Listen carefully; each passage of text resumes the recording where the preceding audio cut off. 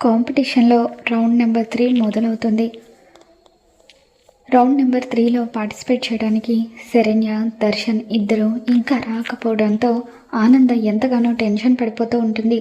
Tension పడుతున్న ఆనందను లీలావతి పక్కకు తీసుకుని వెళ్ళి, ఆనంద, నువ్వు ఇలా టెన్షన్ పడడం వల్ల ఎటువంటి ఉపయోగం లేదు, నాతో నేను చెప్తానంటూ లీలావతి ఆనందను లోపలికి తీసుకుని వెళ్తుంది. మరోవైపు పల్లవి, చరణ్ ఇద్దరూ కూడా శరణ్య, దర్శన్లను రౌడీల నుండి కాపాడతారు.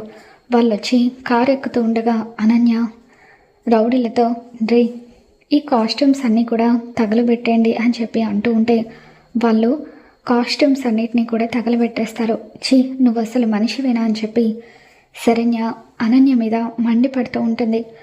కాస్ట్యూమ్స్ అన్నీ కూడా కాలిపోయాయి, ఇప్పుడు మనం ఎలా పార్టిసిపేట్ చేయడం అని చెప్పి దర్శన్, శరణ్య ఇద్దరు కూడా కంగారు పడిపోతూ ఉంటారు. ఇక దాంతో పల్లవి, కాస్ట్యూమ్స్ కాలిపోయాయని ఎవరు చెప్పారు?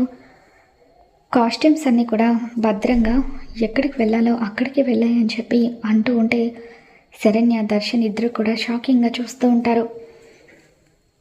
శరణ్య, దర్శన్ ఇద్దరు కూడా కాంపిటీషన్ జరుగుతున్న చోటుకి వస్తారు. వాళ్ళిద్దరూ అక్కడికి వచ్చేసరికి ఆనంద భైరవి ఎంతో అందమైన మోడల్గా రెడీ అయ్యి స్టేజ్ మీద ర్యాంప్ వాక్ చేస్తూ ఉంటుంది.